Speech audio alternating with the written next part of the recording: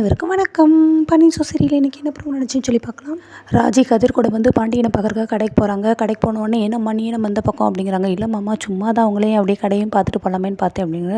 ஓ நேற்று உங்கள் அத்தை வந்தால் இன்றைக்கி நீ வந்திருக்கியாங்கோ அப்படிங்கிறாங்க. இல்லைம்மா நான் ஏதாவது உங்களுக்கு வேலை பார்க்கட்டுமா, ஏதாவது ஹெல்ப் பண்ணட்டுமா அப்படின்னு ராஜி கேட்குறாங்க. இல்லைம்மா அதெல்லாம் ஒன்றும் கிடையாதும்மா, இங்கே இருக்கிற வேலையை நாங்களே பார்த்துக்கிடுவோம், பொம்பளை பிள்ளைங்க வீட்டில் போய் இருங்கம்மா அப்படிங்கிறாங்க. ஏமாம்மா பொம்பளைங்க எல்லா வேலைக்கும் போய் பார்க்குறது இல்லையா என்னென்ன, அதெல்லாம் சொல்லலாம்மா, நீ தான் போலீஸ் வேலைக்கு படிச்சுட்டு இருக்கீல்ல, அது என்ன ஆச்சு, அதுக்கு போய் படிக்க வேண்டியதானே அப்படின்னாங்க. நான் தான் போலீஸ் வேலை பார்க்குறது உங்களுக்கு பிடிக்காது அப்படிங்கிறாங்க. அது சரி எனக்கு பிடிக்காது தான், இருந்தாலும் நீ என்ன கேட்க போகிற, நீ போக வேணான்னு சொன்னால் போகாமல் இருப்பியா அப்படிங்கிறாங்க. அதெல்லாம் இல்லைம்மா நான் போக தான் செய்வேன் அப்படிங்கிறாங்க. அப்புறம் என்ன போய் அதுக்குரியதை போய் படிமா நீ அப்படிங்கிறாங்க. சரி ஏதாவது டீ காஃபி குடிக்கிறியாம்மா அப்படின்ட்டு தாத்தா கேட்குறாங்க. இல்லை தாத்தா அதெல்லாம் ஒன்றும் வேண்டாம் அப்படிங்கிறாங்க.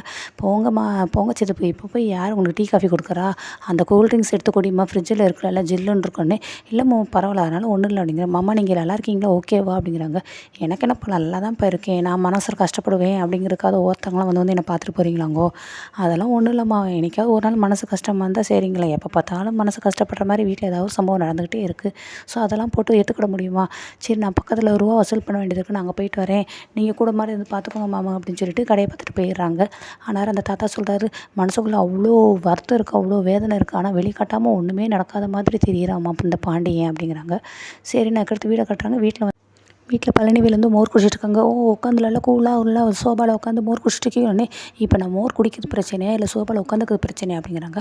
ஆமாம் நல்லா உட்காருங்க, 50 வயசுக்கு உங்கள் காசு சல்லிக்கு வந்து நீங்கள் லாக்கி இல்லாட்டினா நல்லா அந்த வாய் பேச்சு கொண்டு குறைச்சிடலாங்க. உங்கள் அண்ணன் வீட்டில் கட்டுக்கட்டாக பணம் இருக்கும், அவங்க ஏதோ இடம் வாங்க போகிறாங்களோ, அவங்க இடம் வாங்குறாங்க இன்னும் பண்ணுறாங்க, அதுக்கு நான் என்ன பண்ணட்டும், அங்கே வீட்டுக்குள்ள கதை எதுக்கு இந்த வீட்டில் இருந்து சொல்கிறேன்னே.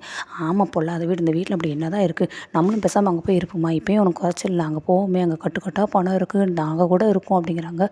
இதெல்லாம் பேசுகிற கேட்டுட்டு அவருக்கு வந்து கோவம் வருது. நீ வேணா அங்கே போய் இரு அப்படிங்கிறாங்க. நீங்களும் வர வேண்டியதானு சொல்லி பேசிட்டு இருக்கும்போது மீனை பார்த்துறாங்க. இதுக்கு எப்போ பார்த்தாலும் சித்தவா திட்டிகிட்டே இருக்கீங்க சித்தி அப்படிங்கிறாங்க.